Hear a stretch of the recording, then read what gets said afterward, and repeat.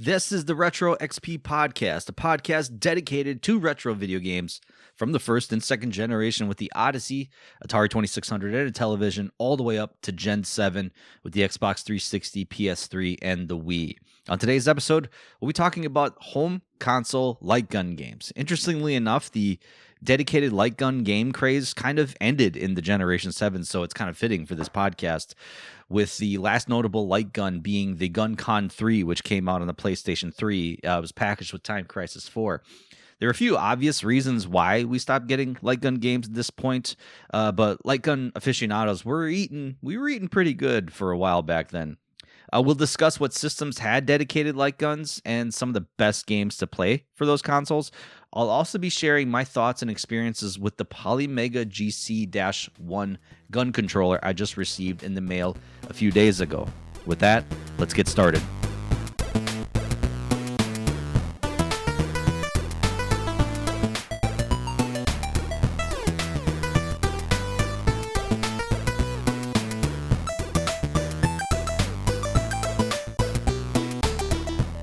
Retro XP is now part of the Hair of the Dogcast network. The network has tons of bonus content and episodes on Patreon at patreon.com/Hair of the Dogcast. So help support us by donating and getting access to bonus episodes and the exclusive Discord community. You can actually try it out too as well. There is a trial period that you can have with the Patreon, so you can check out some of the stuff that we have and see if that's something you're willing to share and donate to. Otherwise, you can follow me on X, Threads, and Instagram at RetroXPodcast. Whatever podcast platform you're listening to this on, be sure to follow and enable notifications so you can find out when I drop a new episode. Episodes are also live on YouTube, and you can follow me there as well at RetroXPodcast. You're listening to this episode on January 1st, and I told myself, and I told you guys this a couple episodes ago, one or two episodes ago, that for the entire month of January, I'm going to be playing just retro games from Gen 7 all the way down. I'm not going to play anything new, which is going to be tough for me because I still like to enjoy playing. I still enjoy playing new games.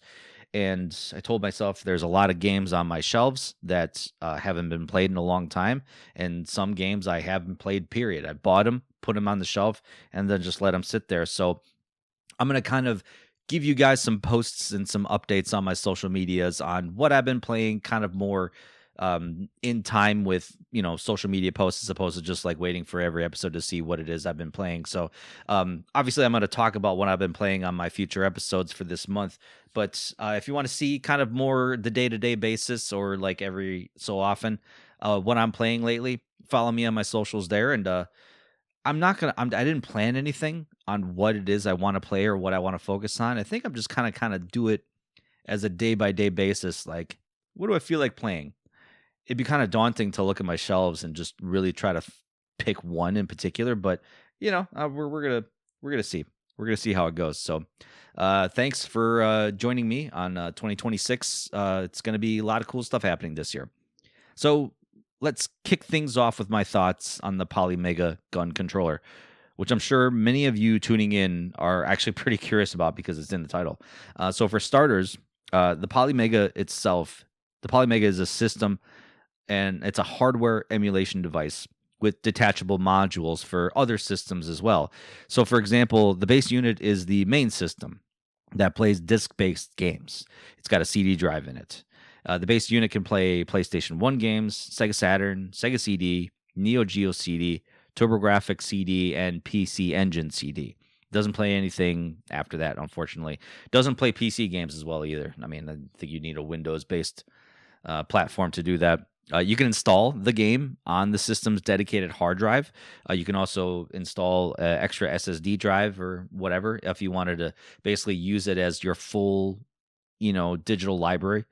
Or you could run the game straight from the disk. The modules that I was referring to earlier are like these detachable attachments on the top of the unit that have their own dedicated hardware that runs games natively from their respective cartridges. So it's not software emulation, it's more hardware emulation. The available modules are the NES, SNES, Sega Genesis, TurboGrafx 16, Nintendo 64, and pre-orders are up and running right now for an Atari module that plays 2600 and 7800 games. Each module has 2 slots in the front of it that you can plug in native controllers. So it's kind of cool. You can, use your old controllers with this hardware, or Polymega makes their own versions of them if you don't have them. They're not bad controllers. They're pretty solid.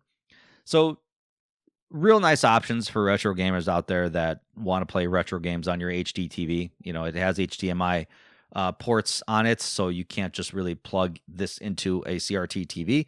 I don't know why you'd want to do that.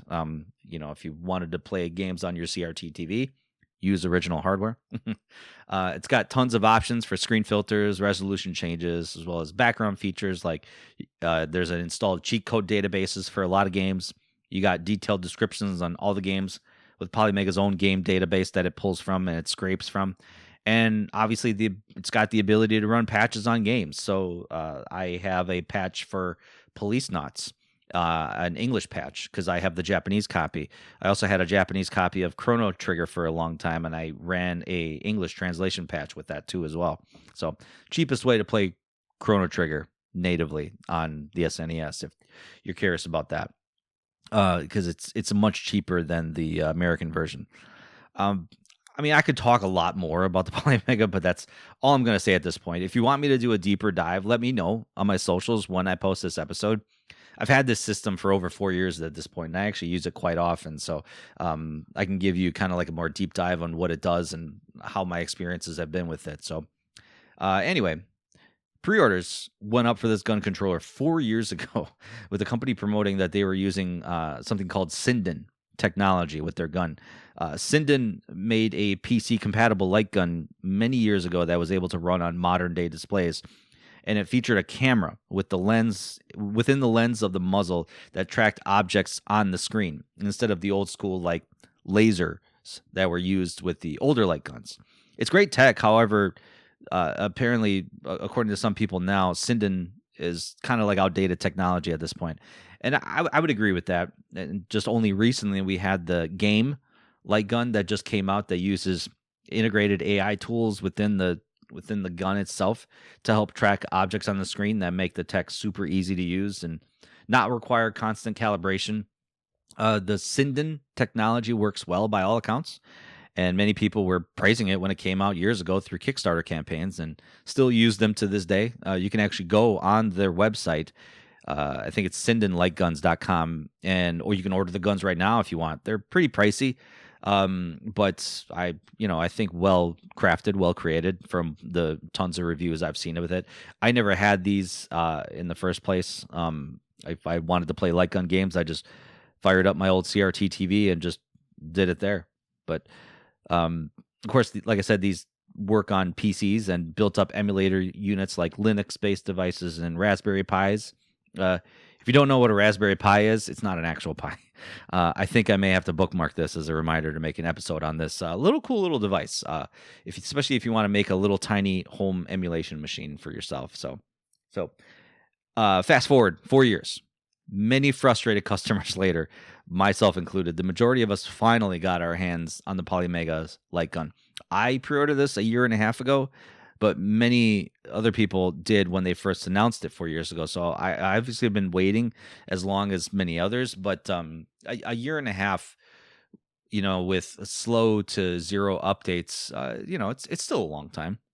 Polymega's technology throughout all their products is great by all accounts, and the company makes premier products, I must say. The only issue I had was I had to send the unit back to them once to have it repaired due to some of my modules not working, and they sent it back to me within a month and a half, completely fixed, and no cost to me besides shipping. I just paid for shipping. The one gripe, though, I have with them as a whole, as with many of us on, that are on social media and Reddit, is that they're lacking communication with their customers. And their turnaround time with keeping things in stock and on time with projected releases. So this light gun in particular, it's been 4 years with little to no communication in terms of this is what's happening. This is why it's taken so long. They really haven't told us anything. So I think a lot of us kind of waited with bated breath, thinking, oh, this gun's never going to come out. They've already got my money. What the hell? So that's the risk that you take with pre-ordering anything. So I was patient enough. I mean, a company that cares about their reputation enough will come through with their promises. But I was clearly I was not in a rush. Okay, I have light guns at home, so if I felt the urge to really play a light gun game, I could fire up my old CRT TV. But I wanted something that was a little bit kind of easier and a little bit more compatible to work on an HD TV. So that's why I was very interested in this. So out of the box, you pick up the light gun from the box, which actually is smaller than I thought it'd be. It's got a long, tangle-free 8-foot USB cord attached to it, which is nice. So, if you wrap it up loosely or something like that, it doesn't get tangled like every other video game controller you have. And that's it, really. Nothing else in the box. No instructions, no warranty information, nothing. It's weird because I feel this tricks people into thinking it just works right out of the box, and it doesn't. The website says you should download a PDF instruction manual for the gun right from the website that gives you these specific instructions on how to update the firmware on the system, which modules require you to plug the controller into player 2 instead of player 1, and which buttons to do what in mini games, as well as a known compatibility list of games that work with the gun. There are a few games as of this recording, January 1st, that don't work well on the system. Like there's no 2-player support for Lethal Enforcers on the Sega Genesis and Sega CD, and Point Blank titles as well. And Track and Field 2 for the NES and Bazooka Blitzkrieg for the SNES are just not supported at all. And it sounds like they're supposed to be working on a patch coming up here pretty soon. So no timetable in that. There are 4 buttons on the controller, 2 on each side of it, right above the trigger mechanism, a little bit close to the end of the front of the gun. The buttons are labeled 1 through 4, Roman numeral style, and they click pretty easy. The trigger itself has a short throw, nice little click when you hit the trigger, so it's like a small little tap.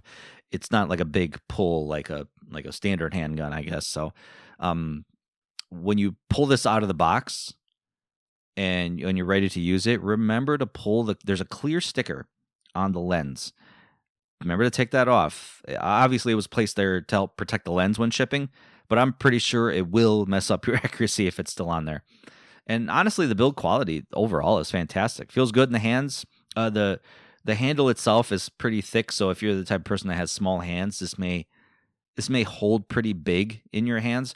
For me, I think it, I don't know. I have average male dude hands, I guess, so it fits just fine with me. Honestly, it's rounded enough that it doesn't cut into the hands or anything like that, especially the trigger. The trigger is pretty smooth and comfortable.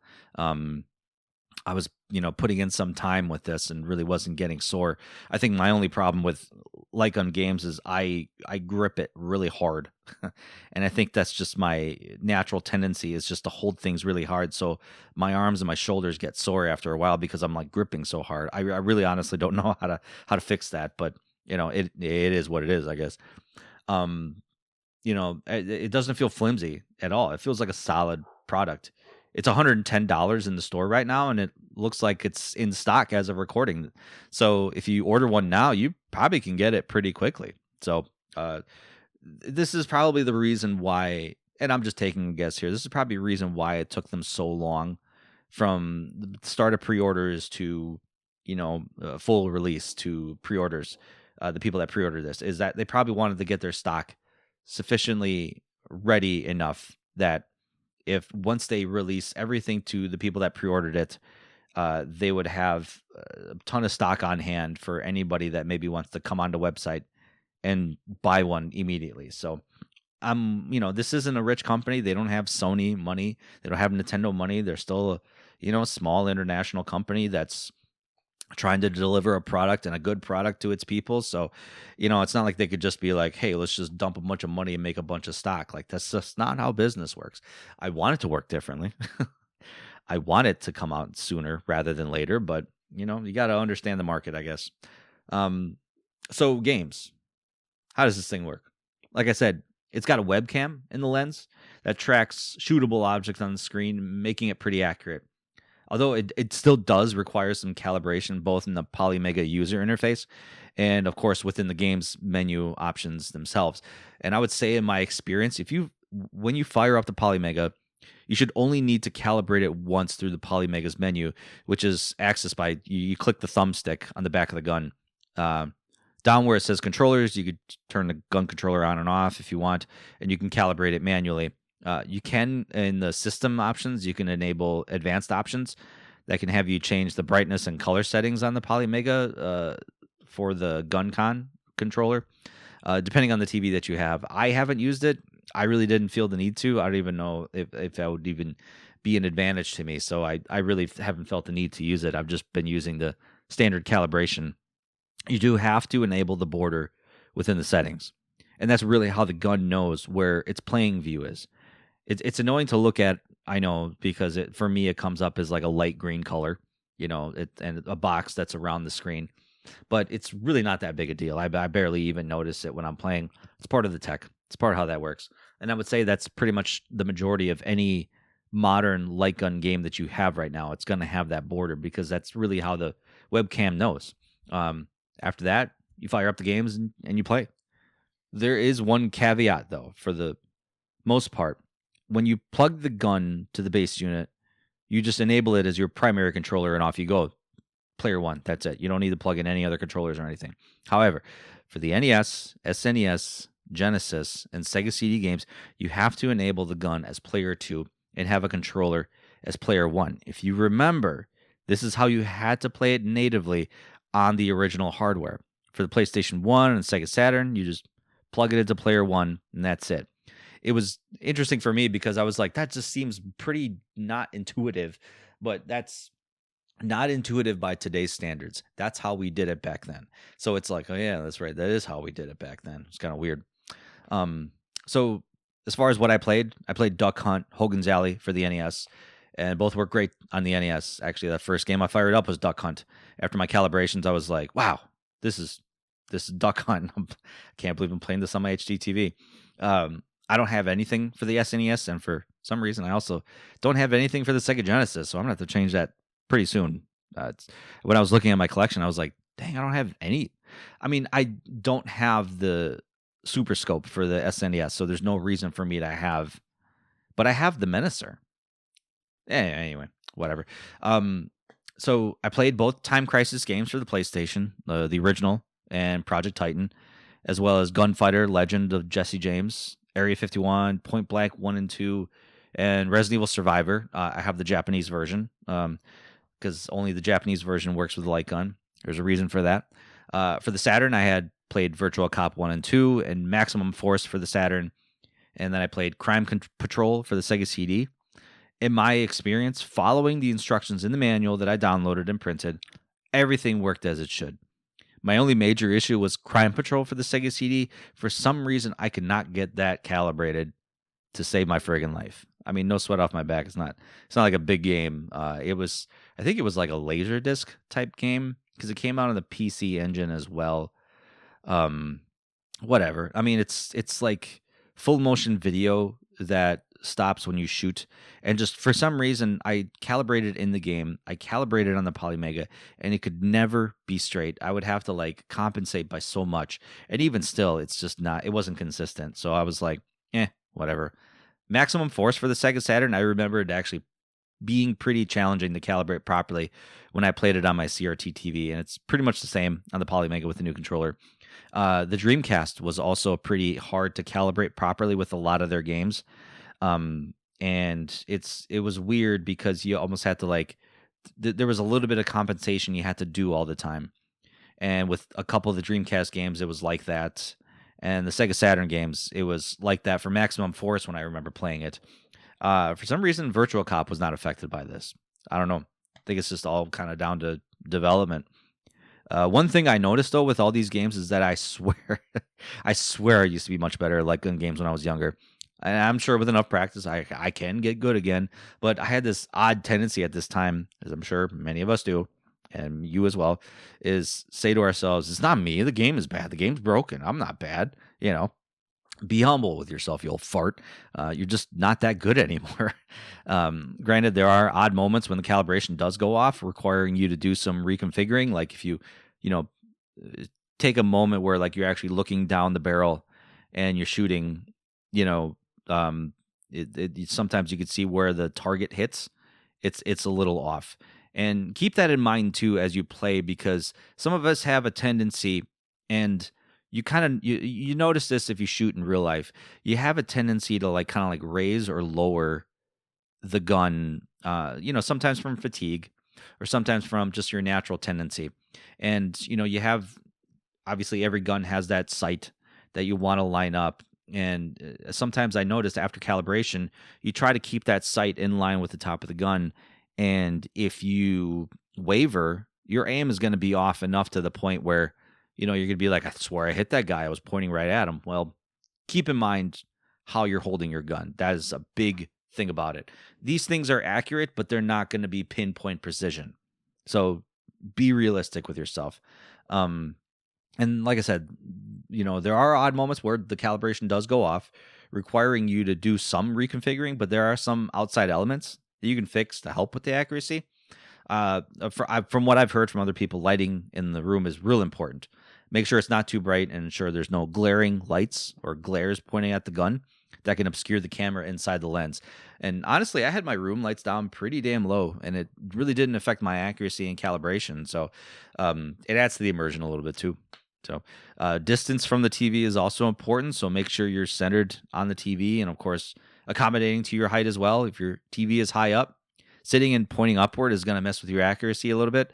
And I did notice with some games that aiming high, like close to the top of the screen, it wouldn't register my shots. I noticed that's with Point Blank 1 and 2 mostly, because like sometimes the targets are up pretty high in the screen.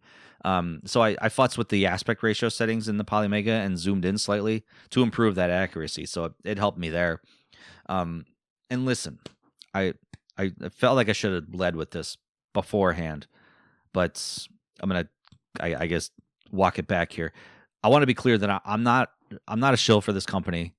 I haven't been influenced in any way by them. They didn't reach out to me, although that would have been cool if they did, because it sounded like a lot of game content influencers were getting this gun months early before the rest of us, and they were giving their thoughts and whatever on it. So I'm not one of those. So I paid for this with my own money, like I said, a year and a half ago, and it's odd out there that people that have bad experiences with products in general and companies expect others to have it. These people that expect others to have it just as bad as them to justify their anger. And they get pissed when they hear others having good time or pleasant experience with them. So I've read comments and posts about people's experiences with this gun, having similar and great experiences like I have with knowing the tech and knowing how to use it, like I said. And then I've seen comments and posts about people having bad experiences and just gaslighting others when they comment having opposite feelings and experiences. Like people are like, oh, this is a shit product. And then others will say like, I've had nothing but a great experience with mine. And then all of a sudden they go on the attack and they're like, well, you're an idiot or this and that, whatever. Like, come on, man. Like, don't be like that.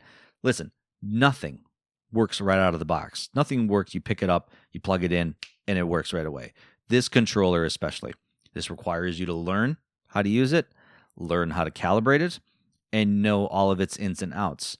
You're playing old-ass games that were running on old-ass hardware with its own caveats and idiosyncrasies.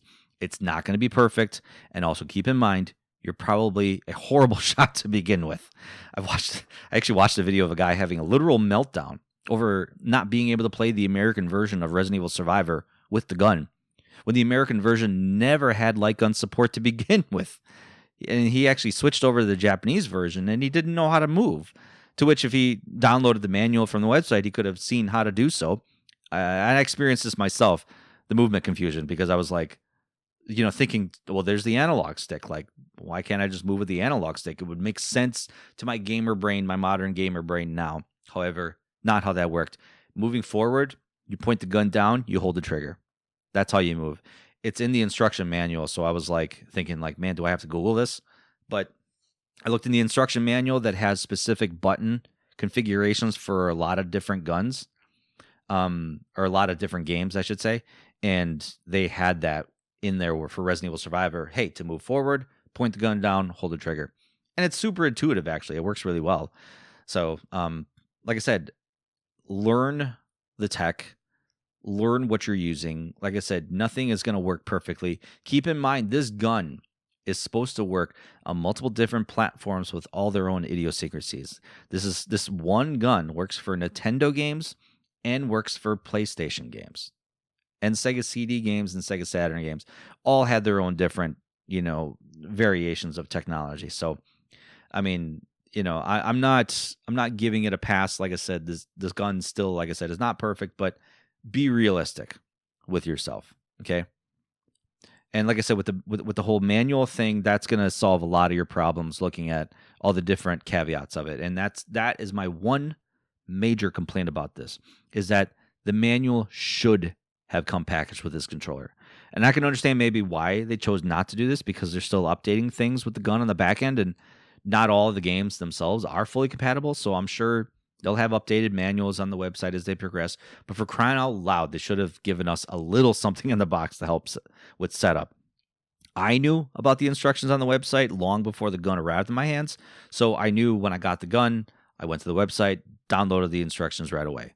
But I can only imagine the many people who didn't know it was there and didn't know about this instruction manual and are now pissed as hell that their experiences aren't going so well. Especially when you got these ignorant people with cameras on their phones and social media platforms and are ready to trash a product despite their own ignorance and inability to learn about a product fully. Like, this is a boomer rant for me, 100%. But I say this almost in a mocking manner, but I can't blame them. I can't blame them, because you pay money for a company. The company should be equipping you with everything that you need. And if you don't know that little caveat about the manual being on the website, you're probably going to miss out on a lot of good experiences. And it may shut people down to the point where it's like, I don't want to touch this thing ever again. Or fire off an angry email to the company, and the company will, maybe respond to you. I don't know. So anyway, regardless of all that, I'm loving this thing. And I said before, it's not perfect. And you really can't expect anything in this world to be perfect. There's really, it's so hard for people these days to accept the fact that it's like, okay, you're paying money, you're paying a lot of money, and all your needs should be met. And like I said, the complaints that I have about this are very small, very small. Don't affect my fun with it whatsoever. Like I said, I think more of my frustration with this is the fact that I'm not as good a shot as I thought I was. And, a lot of these games are very fast paced. They're not games where you just stand around and, shoot at stationary targets. It's not like that. There's, games with fast motion, Time Crisis is like that. If you remember, Time Crisis had a very small shot reticule, and you're shooting targets that are constantly moving, constantly jumping and rolling around. Your aim ain't going to be that good. You ain't John Wick, okay? So stop thinking you're John Wick with Time Crisis, okay? Even though it's probably the closest simulator we're going to get besides this VR game, Point Blank. But that's or not Pistol Whip. That's it. That's the game I was thinking about. But that's a whole nother topic. So the games I played, super fun. Makes me want to kind of try to pick up some other games that are compatible with this gun. I know one of the big games that I'm looking for is Elemental Gearbolt, which I'll talk about later. It's probably one of the more expensive ones out there, but like I said, super intuitive, requires a little bit of calibration. And once you know the menu system, once you know the hardware that you're on, it's not that hard. I don't have to spend tons of time calibrating. Like I said, the multiple times I've used it, fire up the Polymega, do my calibration accordance with how I'm sitting, where I'm sitting, and then I do a calibration within the game menu option just to cover my bases. After that, it should be good.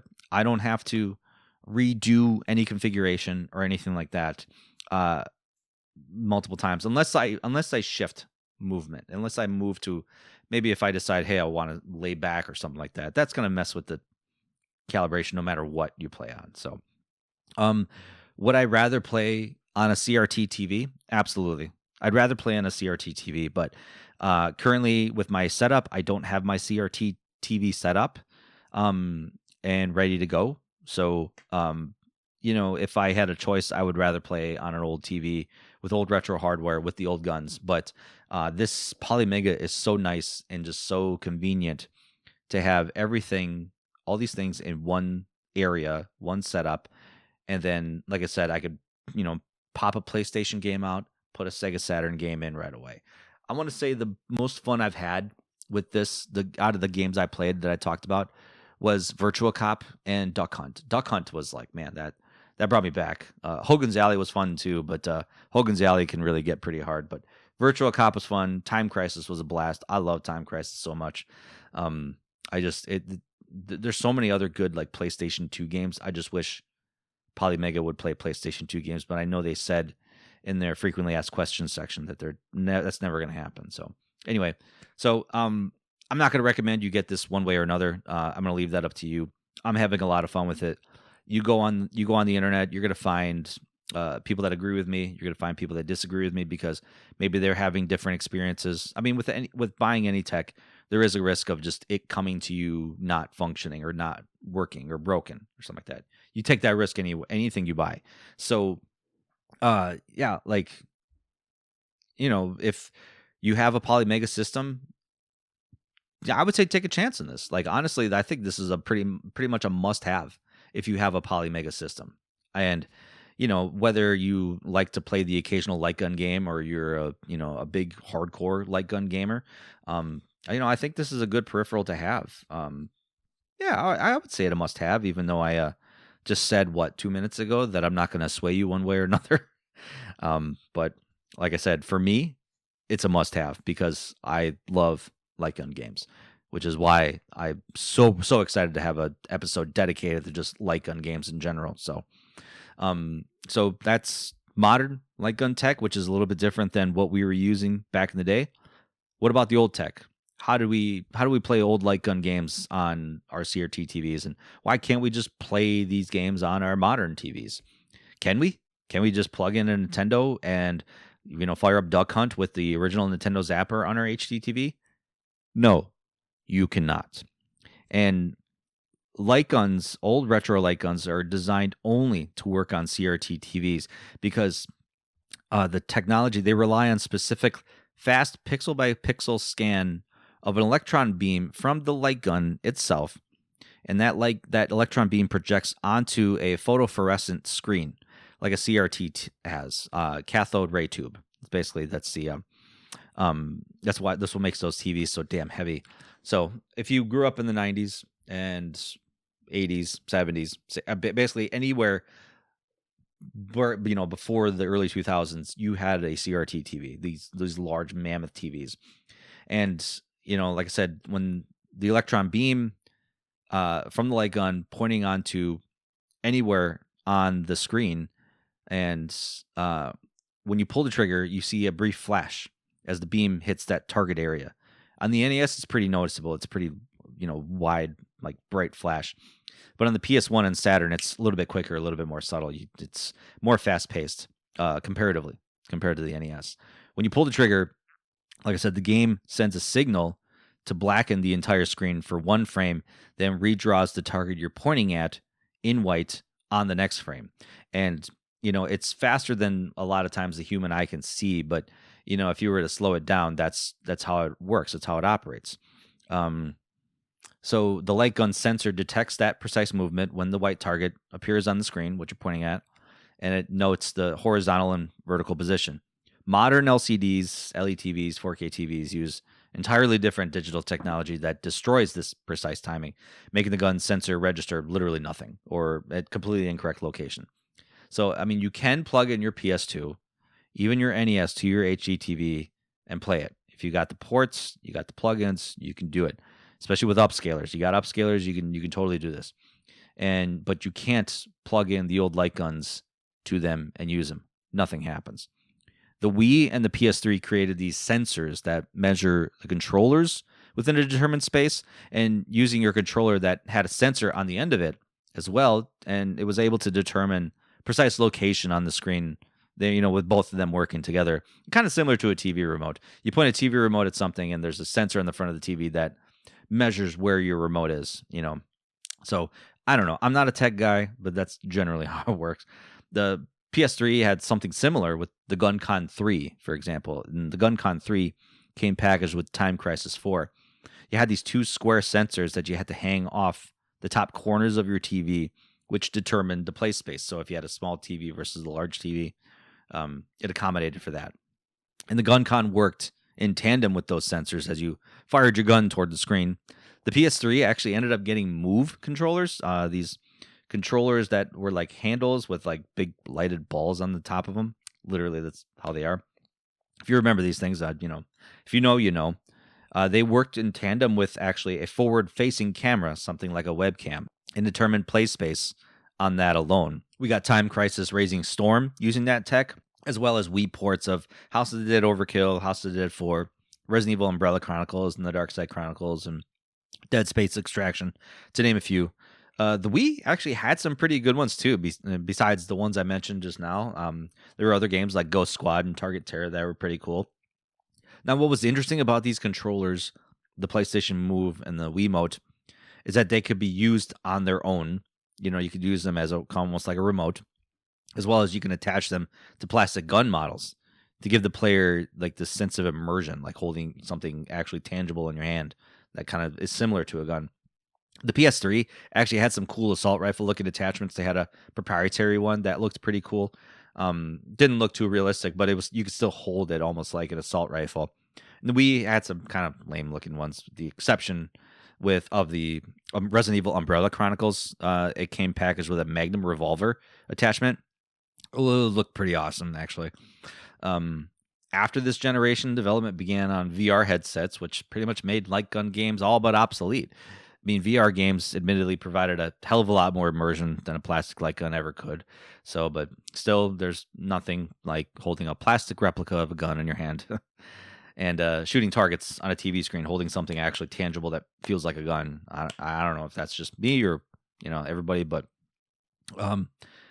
obviously, as we know, if you grew up in the 80s and 90s, light gun games really got their start in the arcades. And as a kid, I always geeked out when I saw one in an arcade. And more often than not, I ran to those first. You got your staples, Time Crisis, Lethal Enforcers, Area 51, Virtua Cop, House of the Dead, and even a lot of the Buck Hunter games, which, those are fun. More for the guys that like to hunt. But you got other different types of games. Those were kind of like guns that you can actually hold that were attached to like a chain or a long cord, and you can move around freely. There were other games like Terminator 2 and Revolution X. Had a stationary gun that was actually mounted onto the arcade itself, so you couldn't really take it off. It was like an assault rifle almost. I think Terminator, yeah, both those games had like force feedback, so you actually felt like you were like holding a stationary gun and firing it. It's pretty cool. Time Crisis was pretty revolutionary. It featured a pedal you can push to hide to avoid gunfire. And then it also had this, when you pull the trigger, the slide would like, hammer back. It was so cool. It was pretty revolutionary at the time when it came out. So, light guns, that was the arcade. Light guns for the home console market, I want to say when I was doing my research, seemed to start in the late 70s with the Coleco Telestar Ranger and the Magnavox Light Rifle for the Magnavox Odyssey. It's crazy that it started so early. The Telstar Ranger was kind of shaped like a revolver, and it was its own standalone device. It wasn't like you plugged it into an actual system. Like that's what you bought, and it only worked with particular games that was on the hardware itself. The Magnavox Light Rifle plugged into the Odyssey itself, and it was shaped like a rifle, so to speak. A small little 22 style rifle, like nothing like a big 30-06 style rifle or anything like that. And those worked fine. You were shooting lights on a screen, trying to be as target accurate as possible. The tech really didn't improve that much until we got to the NES in 1985 with the Nintendo Zapper. Probably one of the most iconic light gun designs in history, although that opinion is purely subjective. So, I'll leave that up to you if you agree with me or not. The Commodore 64 the next year had the Magnum Light Phaser and the Stack Light Rifle. The Stack Light Rifle actually looked like an old school Tommy gun. It was kind of cool. I had never seen one before. I've seen the Magnum Light Phaser like everywhere. And I think the Mega Drive at the time had its own light gun as well that came packaged with the system too. So the NES was packaged with the Zapper in some bundles. And when you got the NES, you had a packing game, Super Mario Brothers and Duck Hunt. I don't need to tell you this. If you're into retro games, you know what that game is. Everybody does. Duck Hunt is probably the most iconic light gun game for the system, and I would argue to say probably one of the more iconic light gun games in history. Everybody, like I said, everybody knows that if you grew up having an NES as a kid, you know about this pack-in game. And Duck Hunt is basically a game where you're just shooting ducks flying around a screen, and a dog grabs them for you. If you miss, that dog laughs at you, and that's yeah, that was a stupid dog. Anyway, there was also clay shooting in the game, but that wasn't as fun. I mean, there were smaller targets, and it was kind of a nice little break from shooting ducks all day, I guess. But to this day, Duck Hunt is the only game I ever saw my dad play, ever. Only video game I've ever seen him play. Spread out on the living room floor like he was a sniper, popping ducks like it was nothing. I was pretty damn impressed. I was like, as a kid, I was like, whoa, my dad's really good at this game. He served in the army in the old country, so it came to no surprise to me that he'd be good at at this shooting game. So, other notable games for the NES were Hogan's Alley, and my favorite on the system, to me at the time, Operation Wolf, Gotcha, and Freedom Force. Sorry for the break in the Eastern European accent. I don't know. It just pops up every now and then. So, moving up into the next gen, we got the SNES Super Scope, which was a bazooka-looking thing that you mounted onto your shoulder and you looked on a scope that you use on your TV. It looks cool on picture, but man, it is not intuitive to use in real life. There really weren't many games for it. Battle Clash was one of the better ones. It was the pack-in game when you bought it on its own, and then Bazooka Blitzkrieg. We got Lethal Enforcers on the SNES as well, with Konami making their own lifelike looking light guns for the system called the Justifier. They also made it for the Sega Genesis as well. The Sega Genesis had the Menacer, which was held kind of like a short rifle. It looked better than the Super Scope, in my opinion. However, it also didn't have much games for it. Corpse Killer and the Menacer 6 game cartridge being the bigger titles. The Corpse Killer was a Sega CD game. On top of that, Lethal Enforcers. Graphics for Lethal Enforcers were pretty lifelike looking at the time, and the Justifier itself was the gun that was used for it was pretty lifelike. And of course, once politicians and parents were finding out about this lifelike looking gun, and you're shooting lifelike looking people on screen, parents were a little worried. Kids will want real guns after that. We'll talk about this later, though. We move on to the next gen. The N64 didn't have any sort of light gun peripheral, so I would say pretty much for the foreseeable future, Nintendo really kind of got out of the light gun game. They're like, we're out. Kind of more of a family-oriented system, so I think they, obviously, as we know, they tried to change a little bit of their family friendliness, change into being more family-friendly system. They tried to be edgy, but that's not what Nintendo is. The PlayStation kept it going, although they never made their own peripheral for it. They have a ton of third-party guns made, the Gajami Justifier included, but the most notable and most iconic one was the Namco GunCon. This was made exclusively for Namco titles like Time Crisis and Point Blank because it needed button functionality to be able to duck and maybe do other things. But you can also use this for other games. I mean, it wasn't locked to just the Namco games. Now, at this time in the late 90s, something had happened in America that changed the gaming landscape for a pretty short amount of time. Columbine. This was a school shooting that happened in, I want to say, 99. I remember I was a senior in high school at this time, and all of a sudden, a bunch of kids just shoot up a school. And it was unheard of at the time because, for me, I went to a public school, so it was kids were coming to school with guns all the time, but they never did anything with it. They keep it as personal protection, they say, or whatever.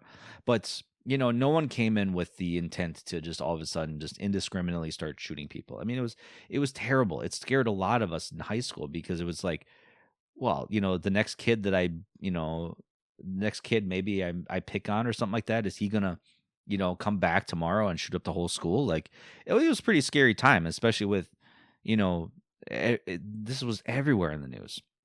It scared a lot of people, politicians and parents included. They were blaming Marilyn Manson and video games for the violence caused. I want to say I found out these kids were listening to Marilyn Manson and playing Doom all the time. So, of course, they were trying to find answers as to why they did this. And of course, they went to video games. As a result, games that were being developed with light gun support, most notably for the PlayStation 1, were being redeveloped as non-light gun compatible. And everywhere else in the world, they were developing them as normal because at the time, this was exclusively an American problem. And I would say, without being too political, it still is an American problem. But at the time in America, there was a big backlash against these types of guns, Nerf guns included. So this is why we didn't get light gun support for Resident Evil Survivor and Die Hard Trilogy, to name a couple. They still released, but required a controller to be used to move the reticule. It's an awful way to play these games, but it was a better alternative than to can the games entirely. Die Hard Trilogy, the light gun game in it was for the Die Hard 2 game itself in it. The other games, Die Hard 3, Die Hard with a Vengeance was like a racing game, and then the first one was like a kind of like a third person action adventure game, whatever. Die Hard 2 was like a light gun game.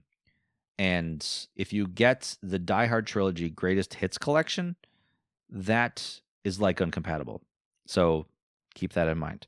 I unfortunately I pulled out. I had the Greatest Hits. However, when I pulled the disc out, the disc was the regular game, so it didn't work on my Polymega, unfortunately. So Sega, in response to this controversy as well, actually canceled their own proprietary light gun for the Dreamcast, basically leaving it up to third-party manufacturers to make their own guns. Most companies, obviously third-party companies, still went on business as usual, and we had some interesting designs during this time.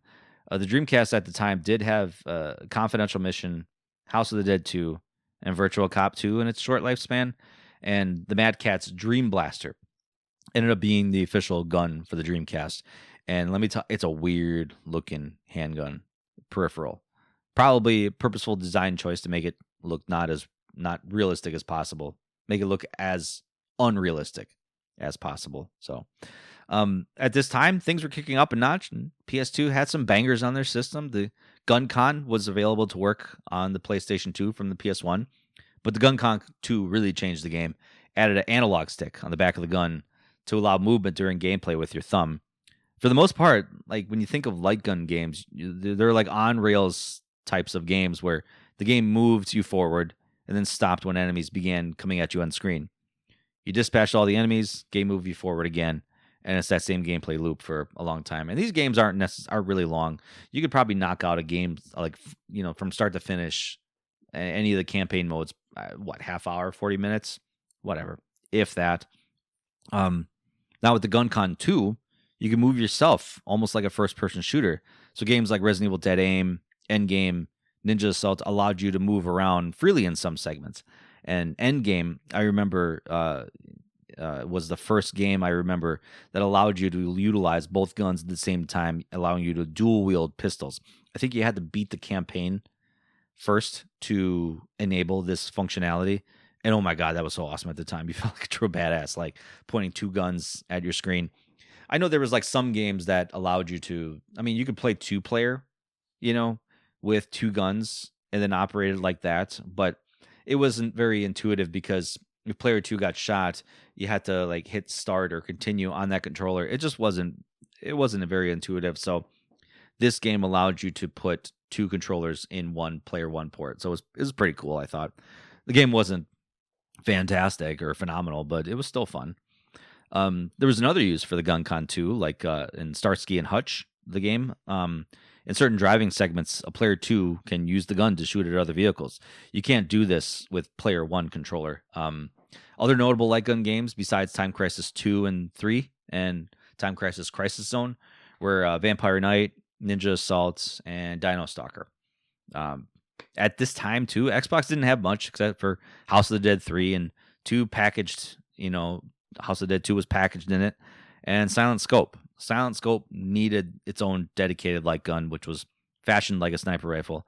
And if you remember Silent Scope in the arcade, you had to look through the scope of a long rifle, to pick your long-range shots. You were still looking at a screen, but you were looking at that screen through this, zooming lens, through the scope, so to speak. And the same is true in the home Xbox version. No other light gun can work for it. So the guns I have for the Xbox, it's these third-party handguns that were painted black straight out of the box. And during these times, black colored light guns weren't really a good idea, with the opinion by most people that it made these plastic guns look too realistic. That's why in most, if not all cases, the light guns you see and buy for these systems were all designed in weird and almost science fiction-y ways. So, if you look at a plastic gun, it's a plastic toy light gun. You just know it by looking at it, because a lot of factors with gun safety is like, when you see a gun in a place, is it real? Does it look fake? Is it loaded? So in a lot of these cases, a lot of these light guns looked very fantastical, to think like, okay, well, that's obviously not a real gun. If you see a plastic looking light gun that's painted black, that may trip you up a little bit. So can't give kids the wrong idea. I talked about the PS3 light guns alternatives already, but the Xbox 360 actually had one notable game, Cabela's games, that used their own proprietary rifle looking light gun. You've probably seen this at tons of different places. This was shovelware at some point. These games were not good. And honestly, you could find this for pretty cheap. I mean, they do work on HD TVs, though, kind of like the PS3 guns. So my standouts in this list, obviously, are the Time Crisis games. They've got pretty kind of cool, campy story campaigns, but the gameplay's fast, gameplay's fun. Each stage is timed, so you really got to move quick. And playing these at home with the hide button being on the side of the gun can make your hand cramp. It's definitely a lot more intuitive to play it on an arcade cabinet, but not a lot of us can fit an arcade cabinet in our house, or afford an arcade cabinet. I played a ton of Endgame as well, mostly because of the dual wield mode in the game. That was really cool. When I read that on the back of the case, I was like, hell yeah, I want this game. Area 51 was my favorite arcade light gun game at the time. And when it was ported to home, I was beyond stoked. I actually, I didn't talk about it, but there were light gun games on the PC as well. So I bought it for the PC at the time too, on top of my PlayStation. It still holds up to this day, honestly, as does Maximum Force. It's obviously dated for its time, but it's still fun. Playing Resident Evil Survivor with the Polymega Light Gun, like I said, the Japanese version, and I think the European version too, is compatible with the light gun, not the US version. Keep that in mind. That was an awesome experience. It made the game all the more better for it. It's still a pretty lame game in terms of story, voice acting, pretty campy, cheesy voice acting, and a lot of the characters. It's not a mainline Resident Evil game. It's almost more like an offshoot, a side story. But to me, it's still fun. The PlayStation had some of the best light gun games out there, in my opinion. It's got the longest list of compatible games, I think, compared to other systems, especially when I did my kind of like Wikipedia searches. One of the bigger standouts to me was Elemental Gearbolt. It's a great light gun game. It's kind of like you're not a human, you're almost like a moving machine, so to speak. And it's one of the more unique ones out there. And it's not shocking. It's developed by Working Designs, after all. But it is also pretty damn expensive. It's well over $200. So one day I'll have that in my collection. Point blank games are fun. Not violent in the least bit. And most light gun games that you see require you to shoot humans and monsters. And some light gun games, like the Point Blank series, have you kind of a little bit more kid friendly, have you shoot targets and props and stuff. So Police Knots for the Sega Saturn contains light gun sequences within the story, as does Snatcher. Now, you don't need the light guns for them, but they just pretty much enhance the immersion. And if anything, it makes those shooting sequences maybe go a little bit faster, because you're actually, instead of moving a reticule on a screen, you're actually moving a light gun, so to speak. I have Japanese copies of both games, and I didn't play them when I was prepping for this episode, so I'll probably play them later on, and I'll let you know what my experiences are with those. So to conclude, while a small batch of games, there's no shortage of great experiences using plastic toy guns pointed at your TV screen. Now keep in mind the tech. Like I said before, you need a CRT TV to play all these games. If you have a PS3 or 360, different story. But CRTs, as we know, are pretty harder to come by as the years go by. But maybe you have one sitting in your basement, or maybe a friend or a family member has old CRT TV sitting in their basement that they're probably willing to just give to you for free.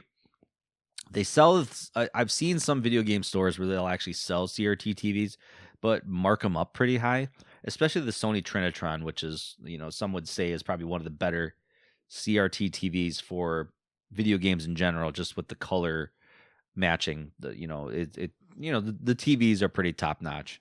But obviously, you have those options if you want to buy one on your own, or like I said, I would say ask around to people you work with, people I almost guarantee you someone's got an old CRT TV sitting in their basement that they'll just probably gift to you for free. So I have my brothers. I think when I got my first HD TV, I think I got rid of my old CRT TV, not having a crystal ball to know that maybe 20 years later I would want it back. But my brother, when he moved, he left his CRT TV at my parents' house, and I was like, well, I'm taking this. It was a nice, kind of like flat screen CRT TV, nice TV. So you never know. You never know. Just ask around. So, and the games that I mentioned, relatively cheap. They're not, with the exception of Elemental Gear Bolt, a lot of these games are relatively cheap, inexpensive. So you don't have to spend, you're not going to be spending an arm and a leg to, buy these games, and play these games. So, and like I said, there's options to play on PC, with emulation, with other technology. There's other games out there. There's other guns out there. There's other peripherals that you can buy, for PC. And obviously, if you're a purist and you want to play on an old CRTV, you have options there. And then, like I said, there's the Polymega that I talked about too. That is also another great alternative. But yeah, that about wraps it up for this episode then. Be sure to follow me on my socials on X, Threads, and Instagram at RetroXPodcast. Whatever podcast platform you're listening to this on, be sure to follow and enable notifications so you can find out when I drop new episodes. Episodes are also live on YouTube, and you can follow me there as well at RetroXPodcast. I also want to thank the Hair of the Dogcast Network for allowing me and their group of shows, and consider contributing to us there at Patreon at patreon.com/Hair of the Dogcast. And join the community where you can get early access and exclusive episodes each week. We have an exclusive Discord community that we just talk games all the time, like every day. There's action happening there. So thanks for listening.